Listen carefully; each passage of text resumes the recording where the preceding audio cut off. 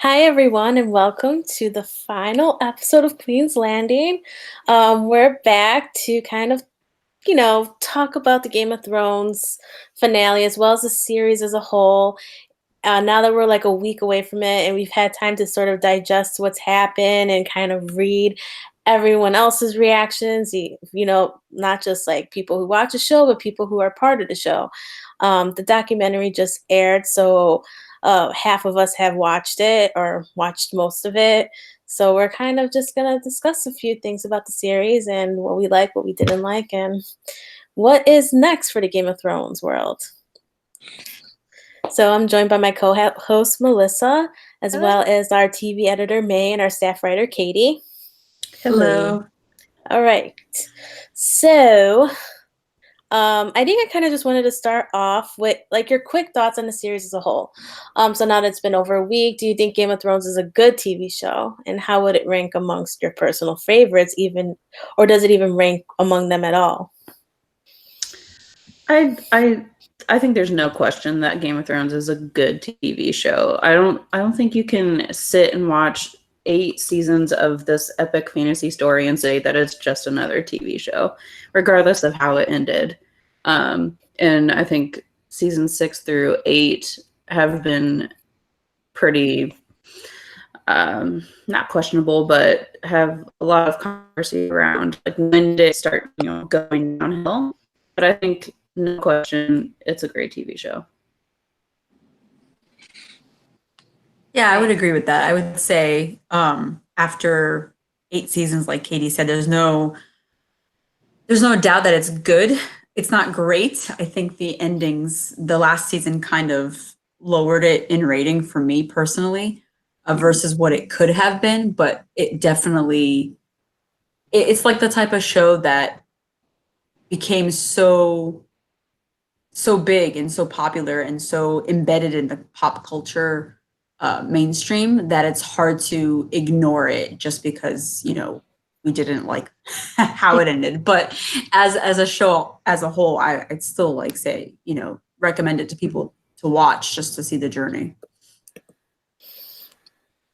So it's a show that for most of its run I've been like excited for and obsessed with. So I think for me I would rank it on my list of my favorite shows, even though I feel like the ending kind of like let me down.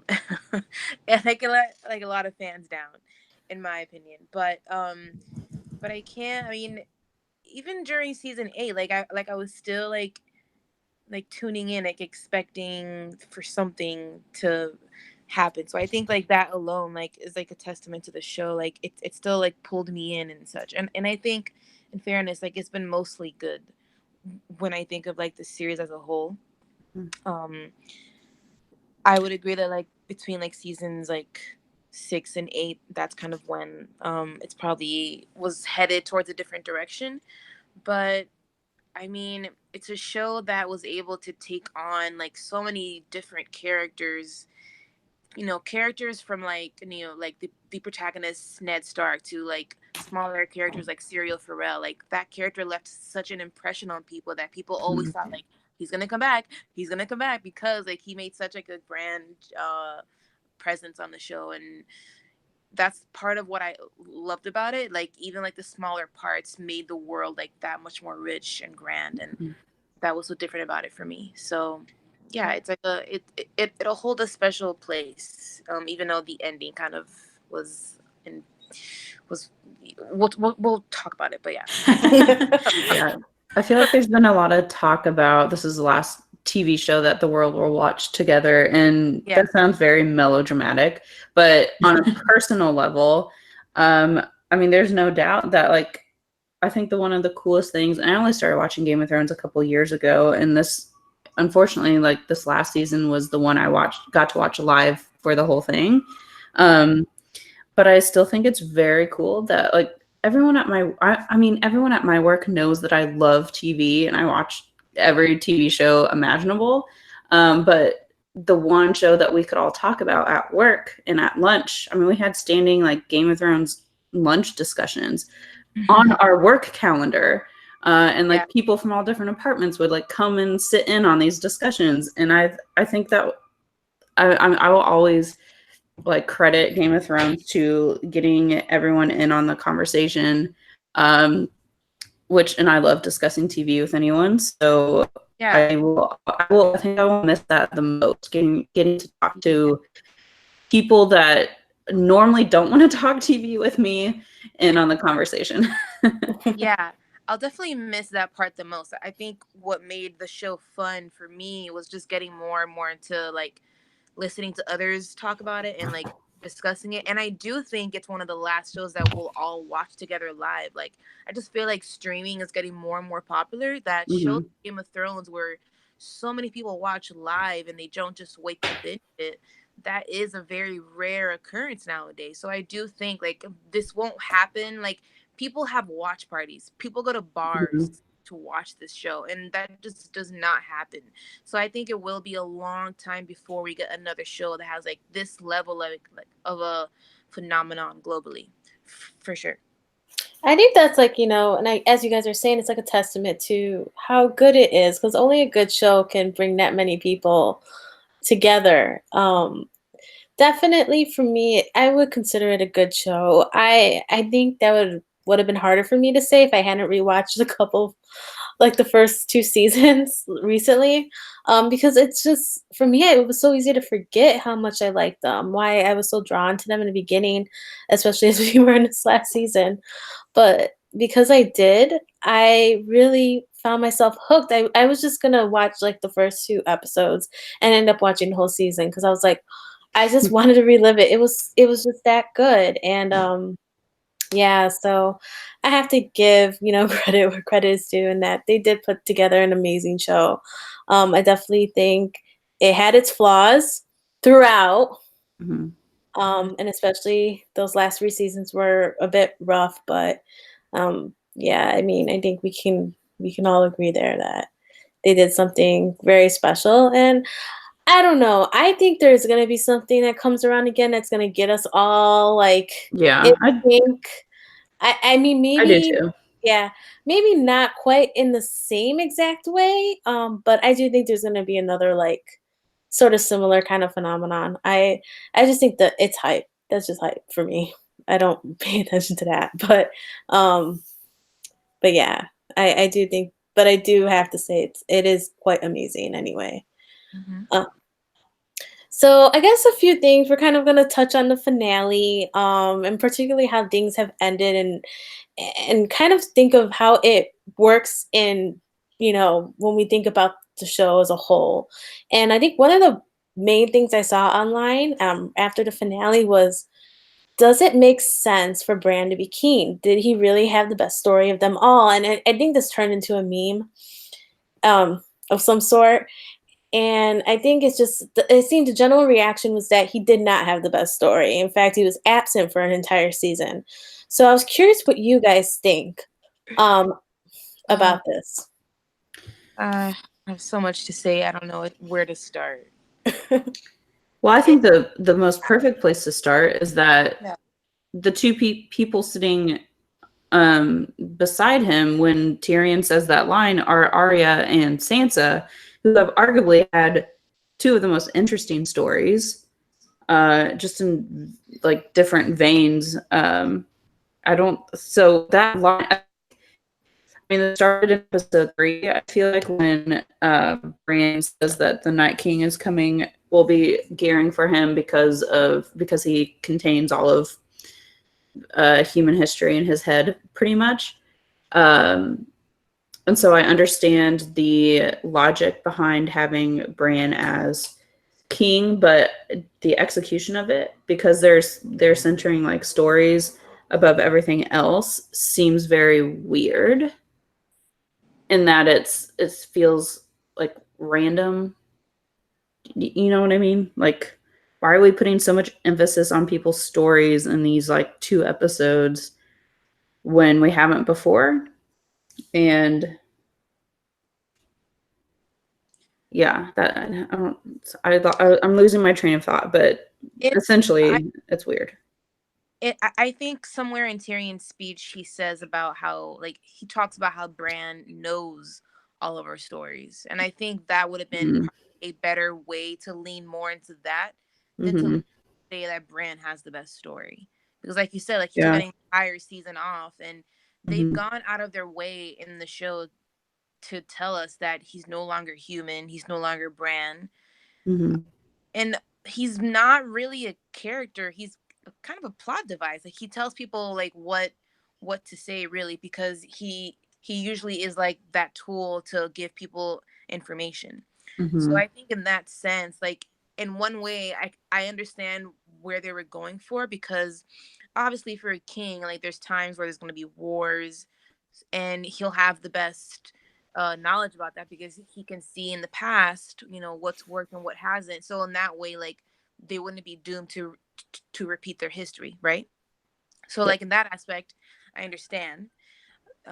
Like, he knows all of our stories, but for him to say that Brand the Broken, which is, I think, is a terrible name, has the best story, that I don't buy. And I think that's one of the things that makes this council meeting ridiculous, because I think there are many things.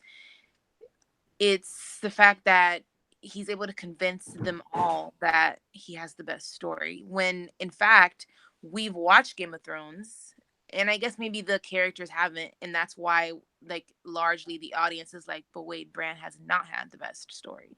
So it was just written very, very weirdly, in my opinion.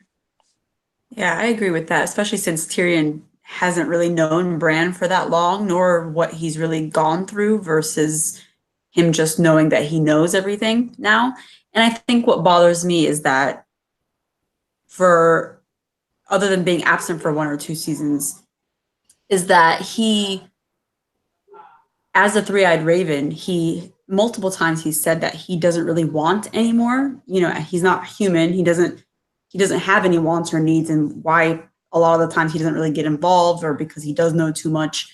So someone who doesn't want anything anymore, to say that, to tell Tyrion after he made his speech, why do you think I came all the way here, was a really odd thing to put out there, because then it's like, was this his plan all along? Did he see the future and this is where he wanted to go? Is the three-eyed raven more of a being that does want certain things to put himself into power because he knew that that was going to happen? So all of these things that are kind of dropped, all these story arcs, are just bizarre in that sense. And then having him be king, like you said, Arya and Sansa were sitting right next to him, and Arya was never really going to be queen. We know that, like, she didn't want any part in ruling, but to not even like bring it up about what she's gone through, or the fact that she killed the Night King, in front of the council, and all of that stuff. And it was just underwhelming. And the fact that Sansa also wanted to, make the North independent, just makes me question why everybody else didn't come up with the same idea and split the rest of the kingdoms the same way. Exactly. So it's just a very underwhelming ending for Bran to just take the throne like that, for all the reasons. I feel like they put an uncomfortable emphasis on people not wanting things, which makes it seem like it's bad to want things. I also had an issue with that. Yeah, I agree. It seemed like that was a theme of like the last 2 episodes, about finding a king who didn't want to be king, and how that might be the best sort of king. See, I thought I had a similar thought about Ned in season 1, and like that he would make a better ruler than King Robert because he didn't want to be king. And I understand that whole idea. I just think they just bring it up so much in this season. I'm like, stop bringing this up, because the other side of it makes it seem like anyone who wants something, primarily Daenerys, makes them seem like, I don't know, like crazy. Yeah, crazy for wanting that, for wanting a certain amount of power. And I find that weird. So I think it works in season 1 with Ned, even though it ultimately gets him killed. And here it just is very odd. It's very weird. odd. It's weird, especially when you think of when you compare it to Sansa and how she wants to be Queen of the North, which she ends up getting. Yeah. But it's seemingly no one has a problem with that. I mean, it feels like, it's okay for her to want that. And I agree. Like, I'm glad she's Queen of the North. I felt like that made sense. But yeah, I mean, it's just a weird like contrast there. Especially with Bran. And I mean, with Bran's character, I mean, Bran or the Three-Eyed Raven, whatever he is, I kind of was like with Melissa. I thought he was like a plot device.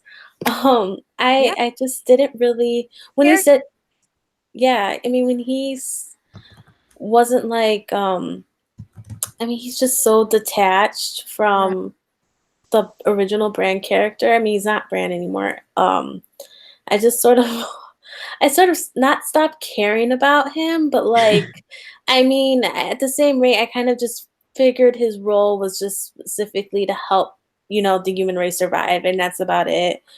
So I guess that's sort of fed into my disappointment of him being chosen as king, and and just the other feelings I had about the other characters. I felt who've gone a long way, and I don't know, maybe deserved a shot at the throne.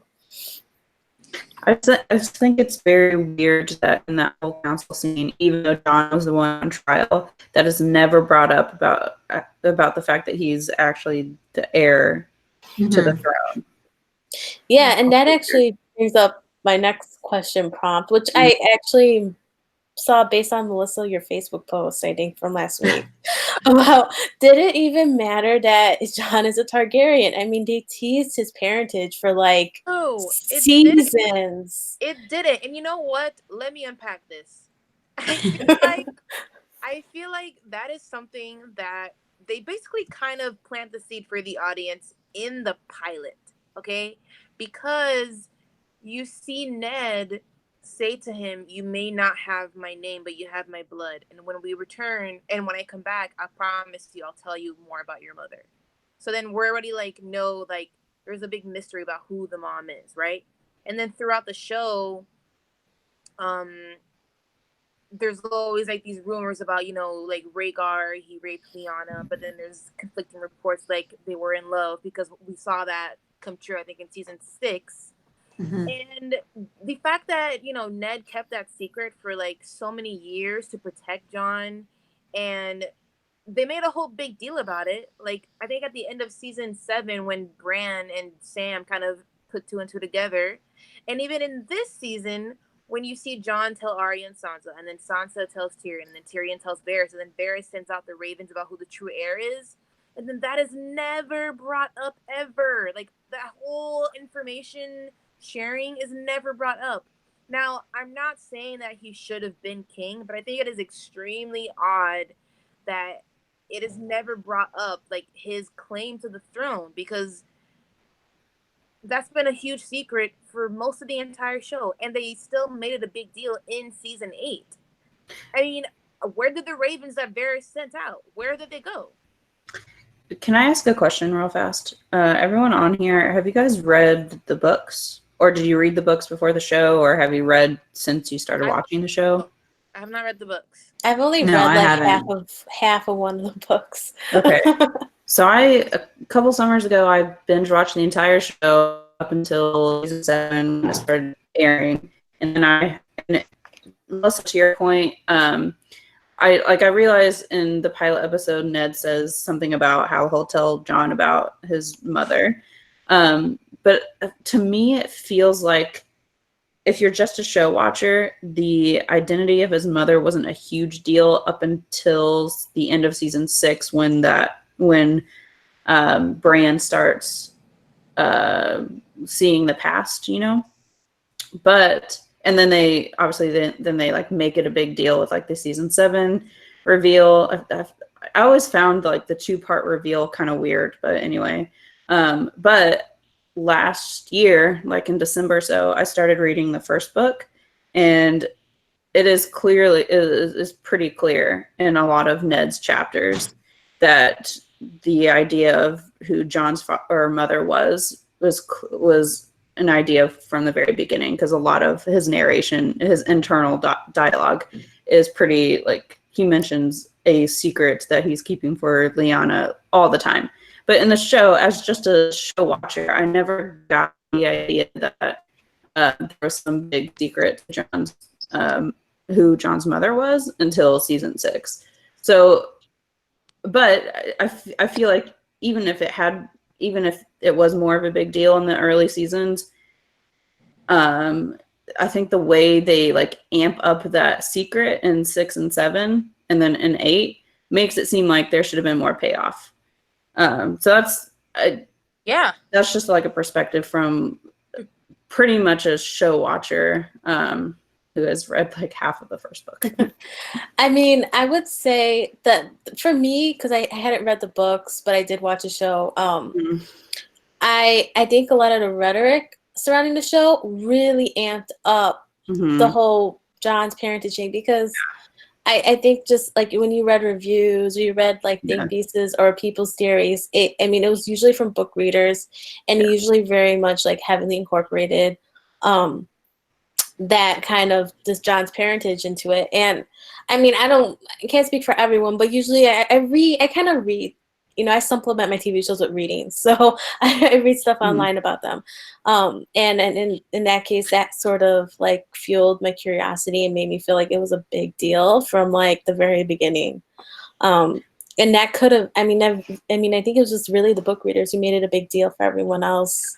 And yeah. Well, and I think because I watched pretty much all of it in one summer, I didn't get that. I think that's probably why. Yeah. I wasn't reading things in between episodes. I was just on to the next episode.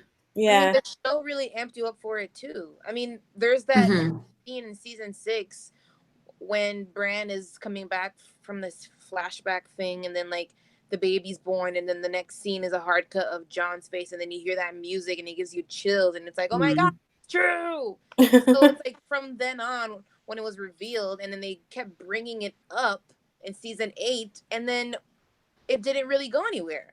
It didn't go anywhere. I feel like he could have never had said that he could have never found out he was a Targaryen, and it could have ended the exact same way. Exactly. Yeah, absolutely. Yeah. Absolutely. And I also binge watched the show up and through season 7. So I watched season 8 live for the first time, and once season 6 hit, and then Bran started having all those memories and saying all of that, and as soon as they showed Lyanna and Rhaegar, and even there's a hint of there's something more going on, I immediately knew. I was like, okay, John has something to do with this, because this is like more of a big deal. And I've never read a single page of the book, so it was broadcast enough on the show. So season 8, like even the reveal in season 8 of him being our Targaryen felt very underwhelming too. It's like, okay, so he told everybody, but now what? So it didn't really go anywhere. And I think when the show really starts amping up that secret in season 6 is also when he is resurrected, which makes it seem like his death and the secret of him being a Targaryen are going to be somehow combined, because there's that whole idea that like Beric mentions it all the time, like I've been brought back for a reason. And they talk about it in season 7 when they're beyond the wall, like we're like the Lord of the Light brought us back for a reason. And it seems if you're a smart audience member and you can put together narrative tropes, that his purpose for being brought back is going to somehow tie into him being Targaryen. And when that doesn't happen, it's like, well, what was the point of both of these things? Yeah, they made it seem like them bringing him back was because a Targaryen had to kill another Targaryen, and that's why they brought him back. But that's my issue, because the fact that that doesn't play out whatsoever with any reason, I question the entire purpose of him being brought back to life. Because he didn't get to kill the Night King. He killed Daenerys, but we still never, and I'm so frustrated because she never said why she killed the innocents. I kept waiting for like some kind of like rationale, and it's like D&D just kind of like skipped over that reason. So I don't really know why he was brought back. For me, he could have stayed dead and it would have been fine. Because he really, for me, I don't really see his purpose. Like, what destiny did he really fulfill? As much as I love John, I agree. I mean, I do love where he did that, though. I like John, but what did he really do? He still knows nothing. Exactly. He stayed dumb and he did nothing. Fine. Well, he brought. People I back mean, together. The wildlings are like yes. like at bay, and then he gets to go north with them. But what impact did he have on the Seven Kingdoms? He saved them from Yeah. Daenerys. Arya. That was Arya. Well, from the Night King. I mean, I don't know. Like, Exactly. Exactly, Gabby. I agree. Like, I feel like, I was expecting him a greater purpose. I was honestly expecting him to be king. Yeah. Like, I mean, it just seemed to make sense. He's the rightful heir to the throne by bloodline. He was brought back to life for a purpose. I legitimately thought he was going to be king, especially since they made such a big deal of his parentage. And he killed like the Mad Queen, so it was like nobody even brings that up. yeah, and then like, I mean, he's like one of the characters who's so like inherently good that like you couldn't really blame anyone for wanting him to be king, even if he doesn't want it himself. So that was like, for me, I think I was a little disappointed in his ending in that sense, because like, if we think of this journey he's been on and just all these things that have been part of it that kind of lined him up for this position, and in the end he doesn't get it. I mean, it's like, what was the point? Yeah, exactly. I actually really love where John ends up.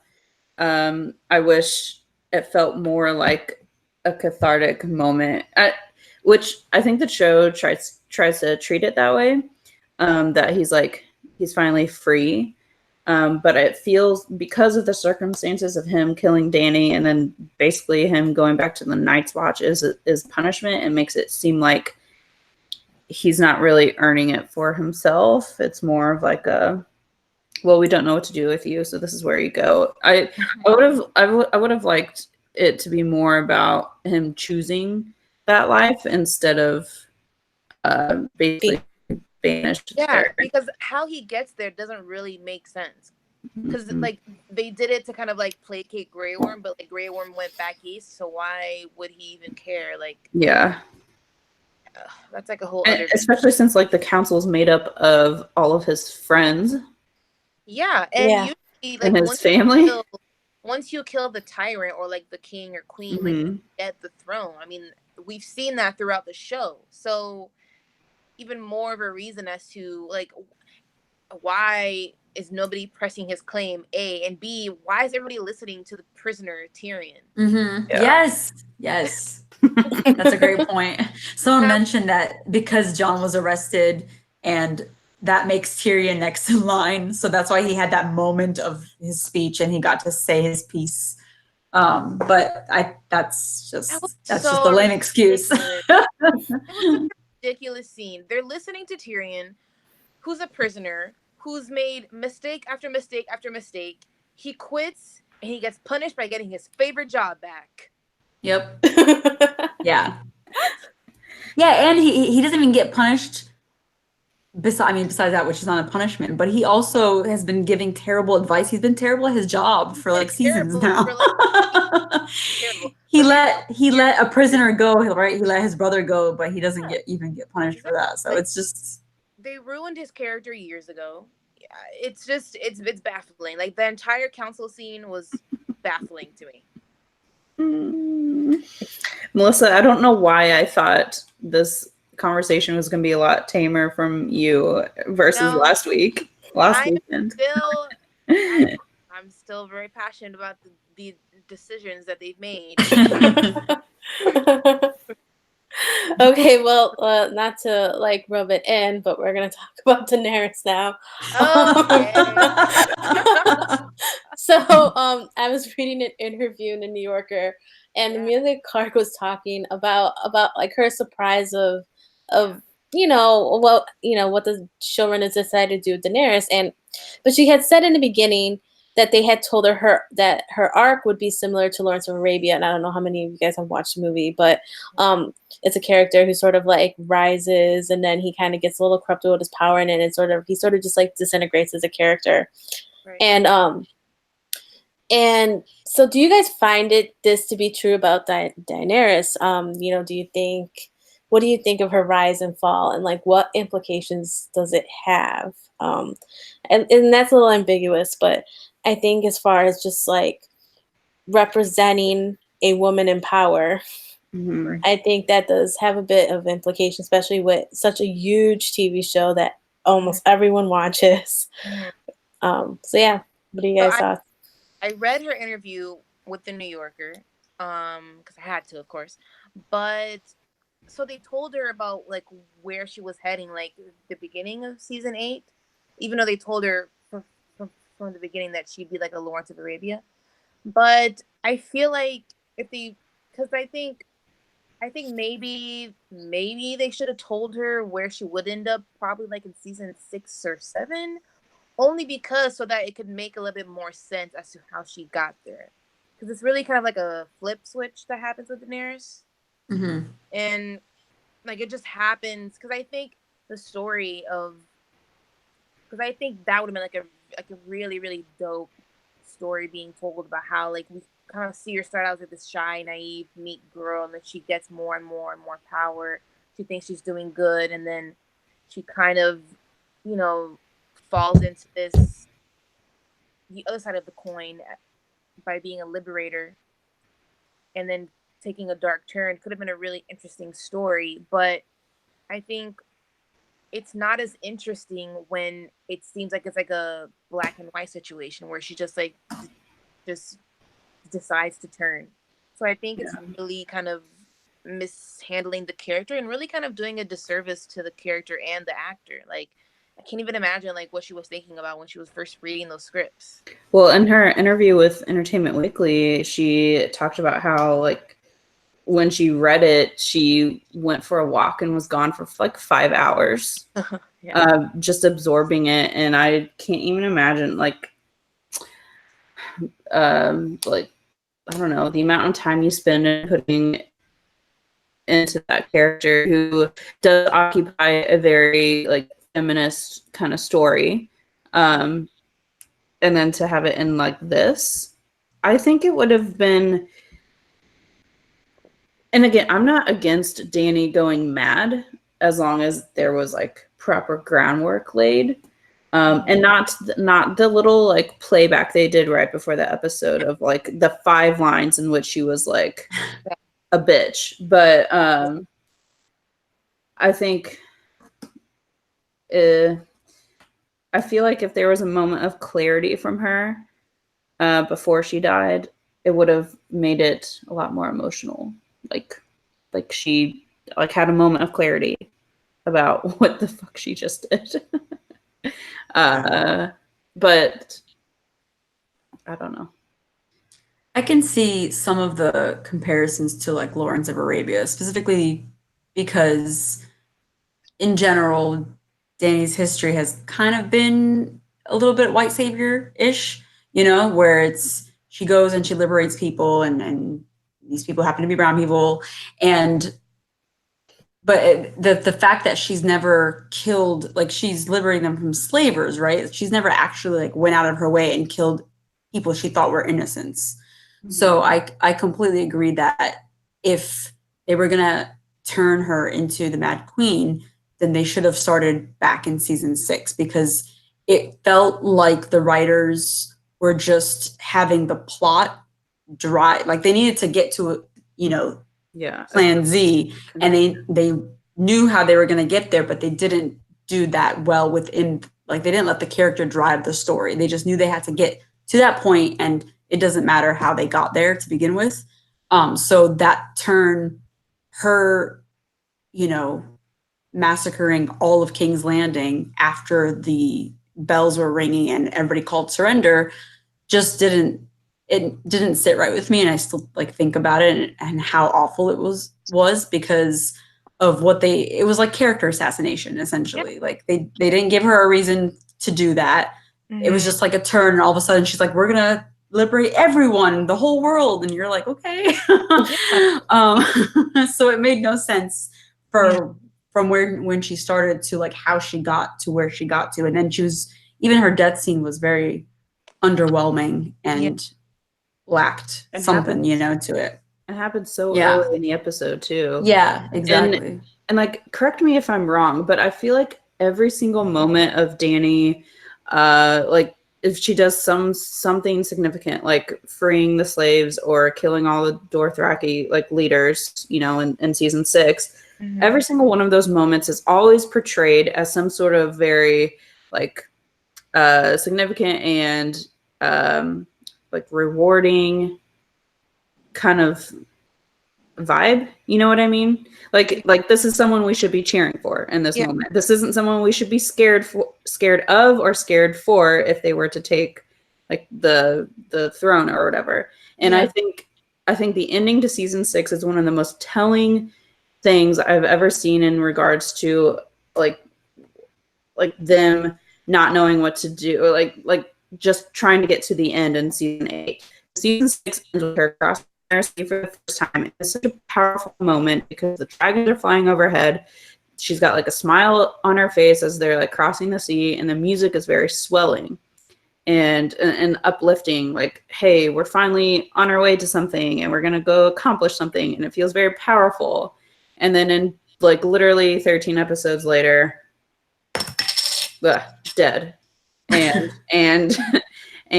like I don't see how we go from that at the end of season 6 to 13 episodes later. She's like mad. She's killed thousands of people and she's dead. Like that feels very weird to me. Yeah, I know. For me too. I mean, I think time and reading lots of stuff on this hasn't really sort of changed my perspective of it from when I first watched it. And it's that, it just happened in a flip of a hat, and it's completely, I mean, like Mae said, it was a character assassination. Essentially, you had this character on the hero's journey for way too long than what you intended, apparently. And I mean, I have no problem turning Daenerys into a villain, or at least making her into like a complex anti-hero. But she was always more, I mean, she did have like, she was like there was this white savior aspect to her, which was problematic, but I think within the context of the show, it wasn't quite played that way. And I think if anything, it was like, again, a lot of what she did was seen as more as heroic, as big, empowering, and she starts off as an underdog. We see her like being sold into marriage.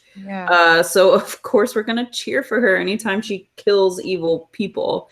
And I think I brought this up last week, but like the conversation that Tyrion has with Jon, I also have an issue with when it feels like the show's calling out us for cheering for her when she did those things.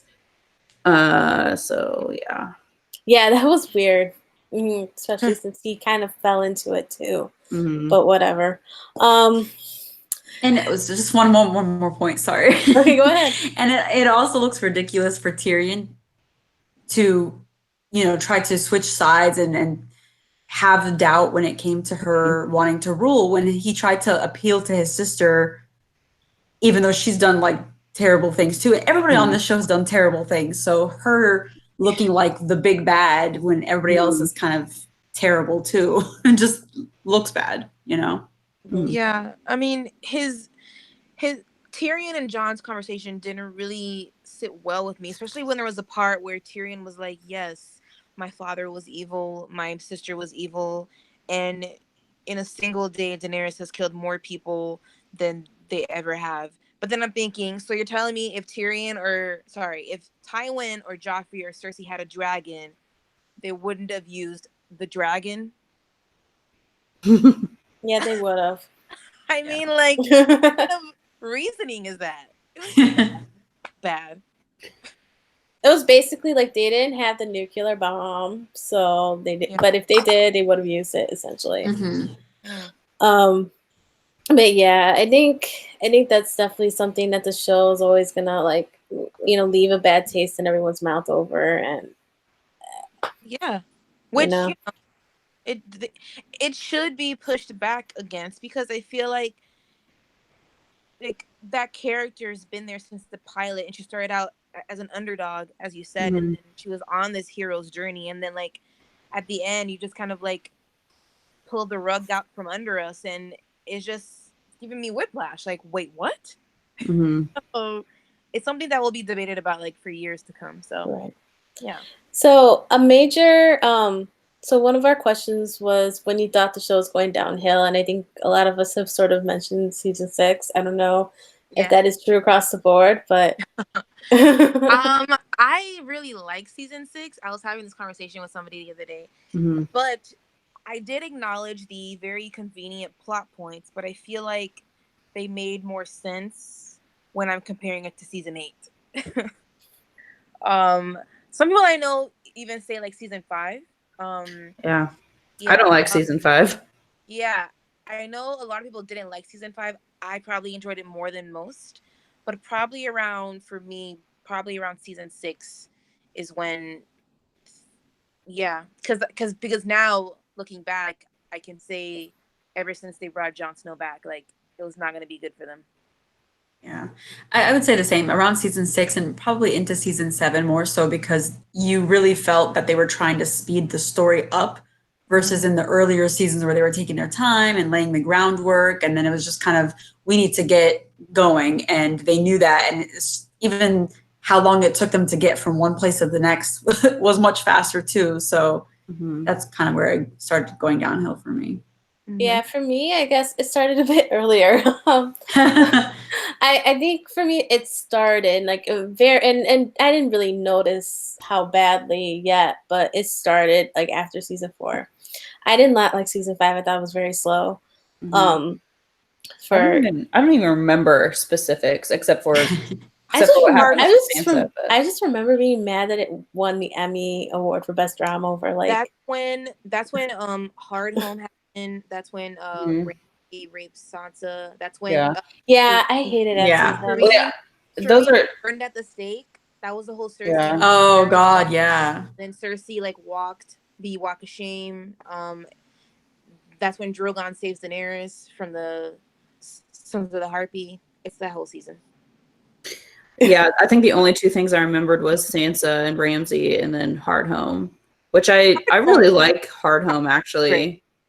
Yeah. Hard Home is good. Yeah, for me, Yeah.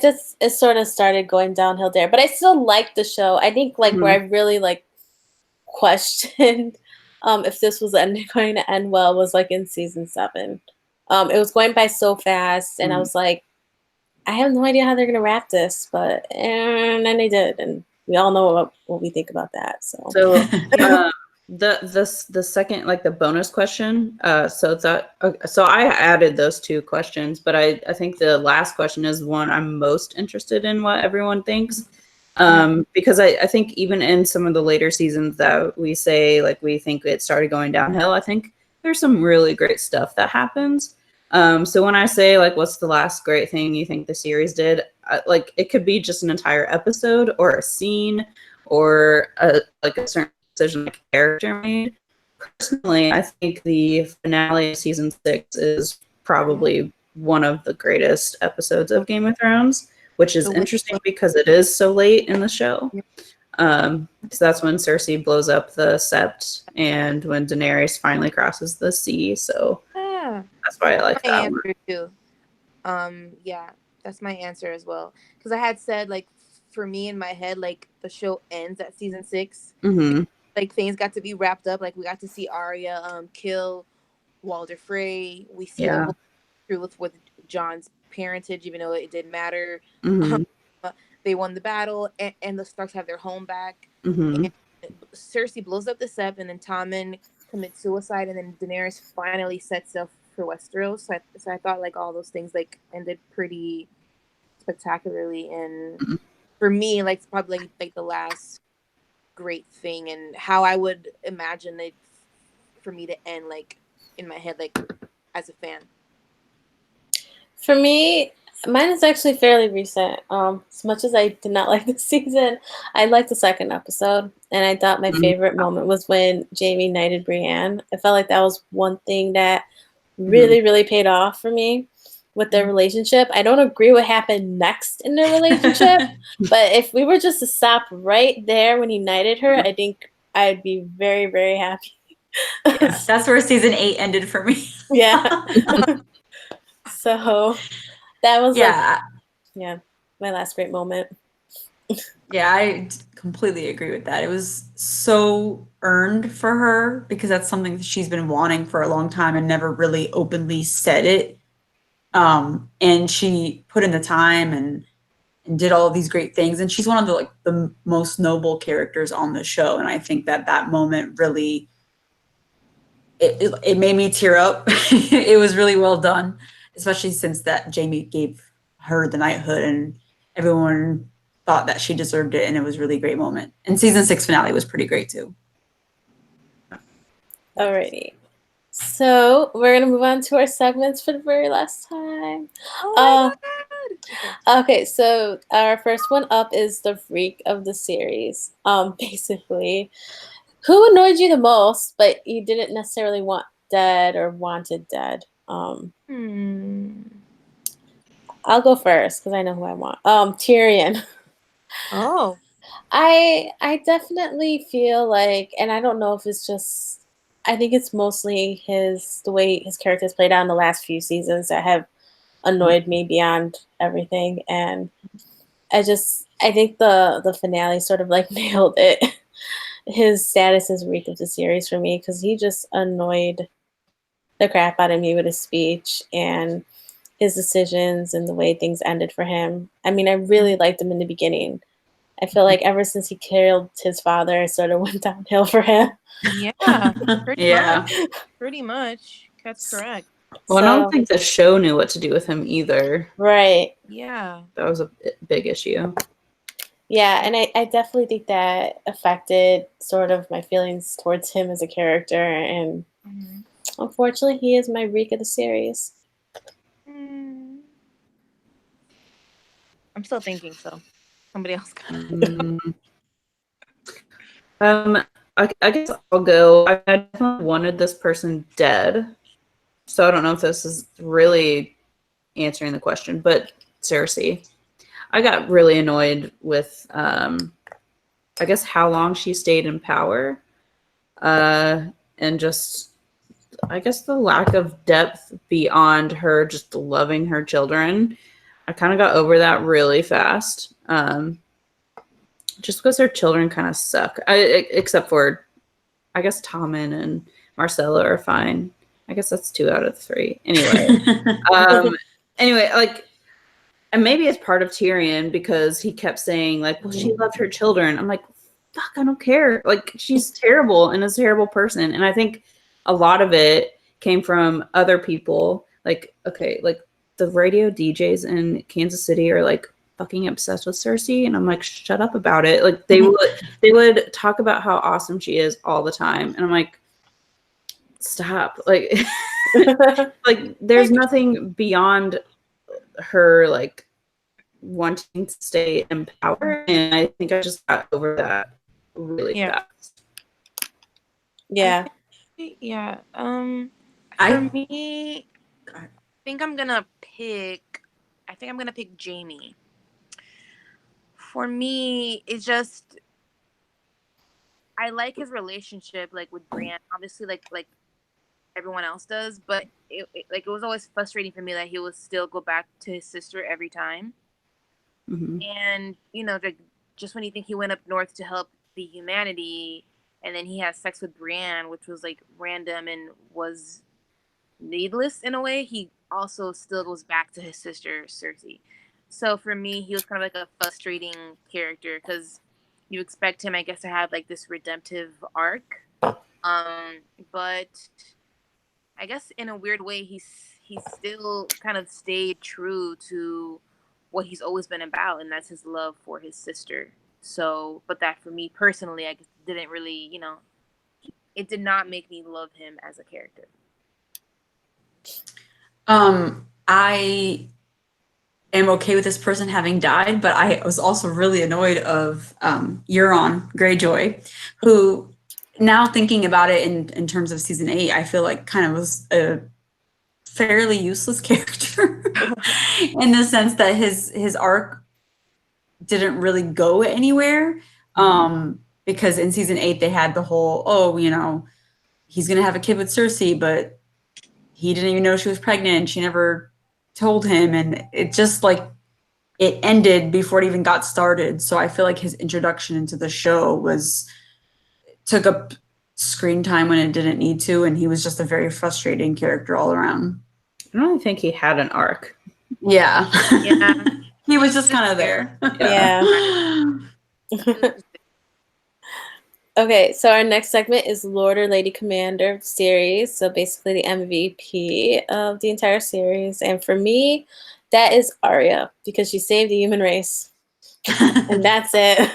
No, plus she's an amazing character. I think you saw a lot of growth with her, you know, throughout the seasons. And I think she was always a favorite from the very beginning. And she, you know, I'm glad that if any of the characters, they didn't like, you know, mess up her character that much in the end. So yeah, I would reiterate Arya. As much as I don't like the reasoning behind her killing the Night King, she does feel the most consistently written in season 8. And like, how can you not cheer for like a girl who we met when she was like, I don't know, 8 or 9 in the beginning of the series, and watch her grow up to be like this awesome badass assassin? I think her story gets a little bit weird in like 5 and 6, but Yeah, it does. It comes pretty full circle, and I like that she's like off sailing to like discover her next adventure, and I'm totally down with that. So For me, it's sorry, go ahead. No, go ahead. Go ahead.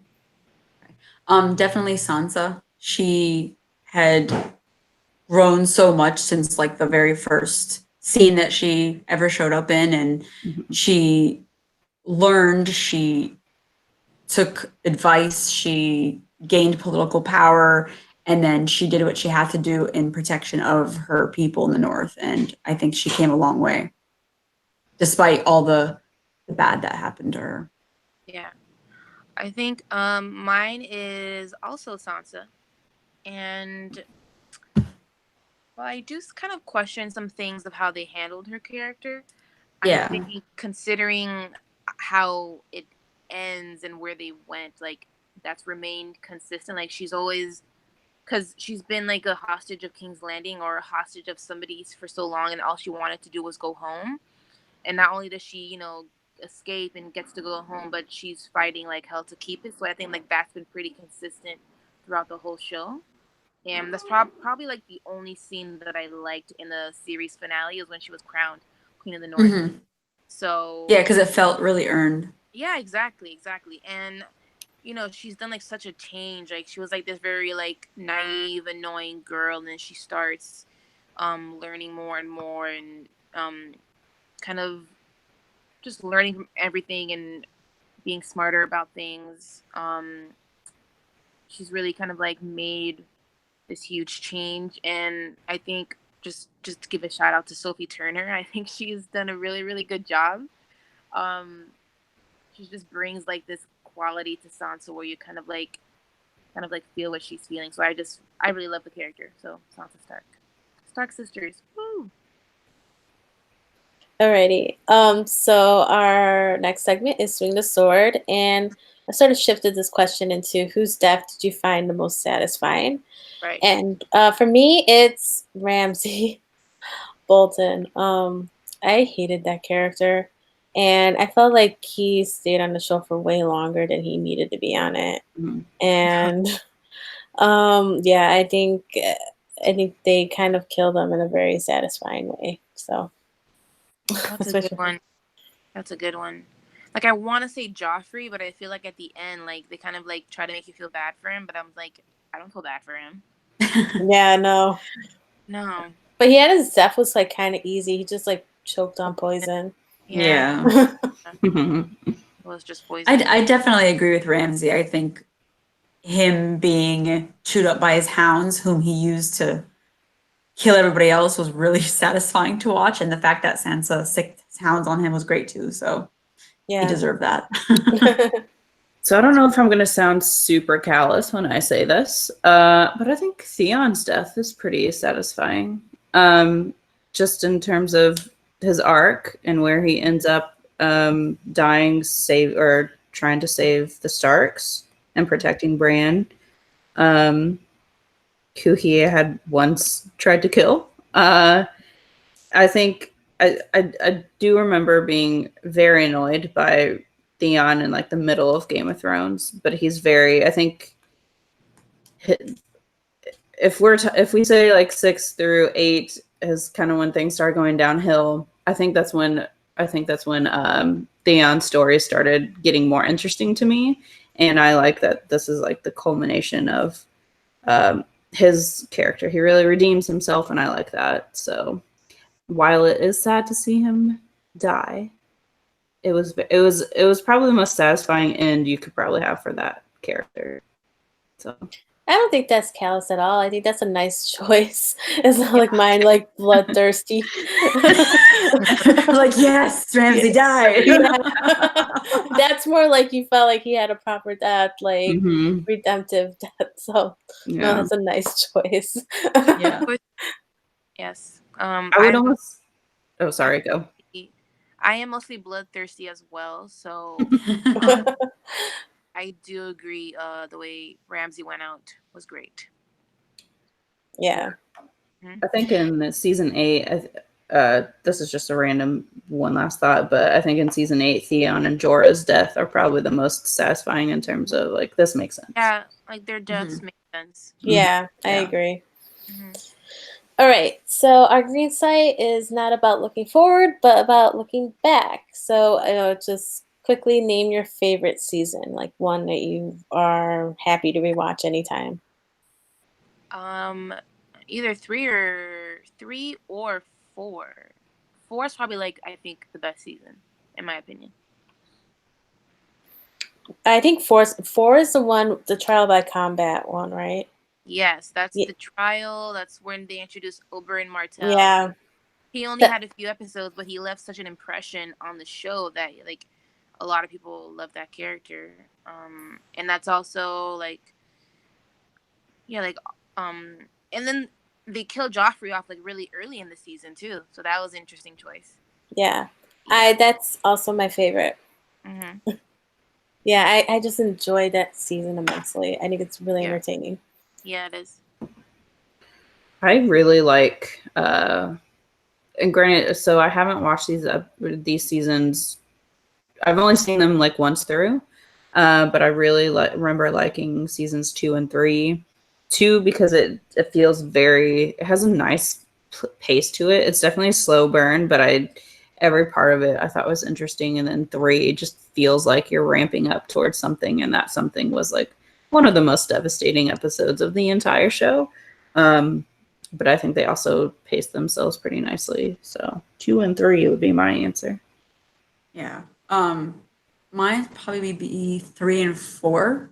3 had, like you said, like a devastating end. Like the Red Wedding was just so memorable, even though it was so hard to watch. And then season 4, watching Joffrey die so early on and thinking, oh, okay, so now where are we going? And then seeing how it ended was really like it was like the height of the show when you're just like, I can't wait for the next season.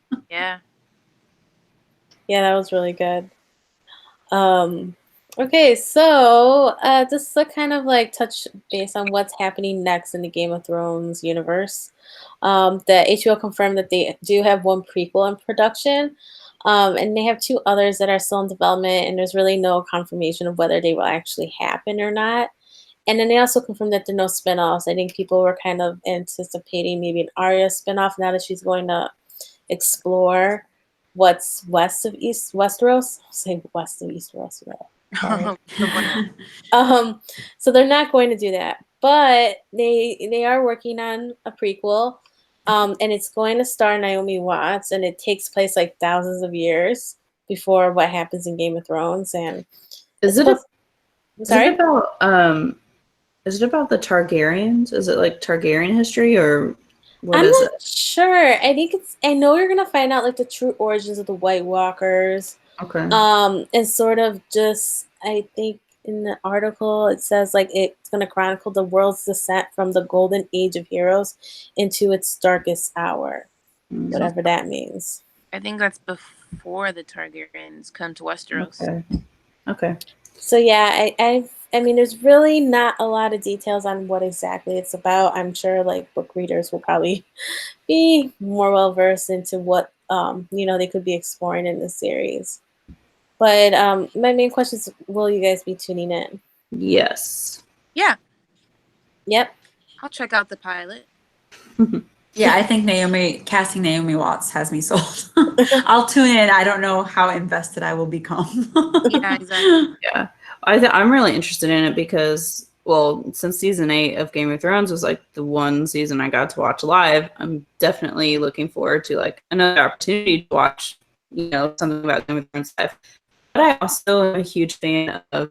So I don't know about you guys, but I feel like the rest of my family was more interested in like the political drama of the show, and obviously that is the biggest part of the show. But I was always more interested in the supernatural aspects of it, and I think that's why I was super disappointed in how the fight against the Night King was ended like halfway through this season.